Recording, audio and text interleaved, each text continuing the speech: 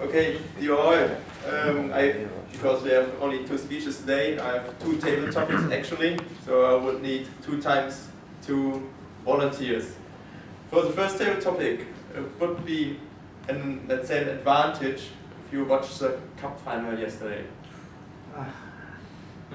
There's a lot to think about it. There you go. I heard some of it from the Madrid point of view in a taxi. Does that count? No, you can. Okay, now you can. I reckon you can do it without being interested in football too much. But I'm surprised really.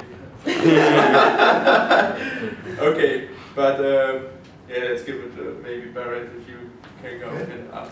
Okay. Okay, so because the issue we are having here in Barcelona for all the ones not into football is that we are struggling, or Barcelona Football Club is struggling, they won't win the league anymore, they're out of the Champions League and they lost the final against yesterday against Real Madrid.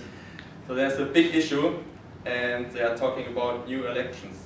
And now I would like to know, Barrett, why you would be the perfect new president for Football Club Barcelona.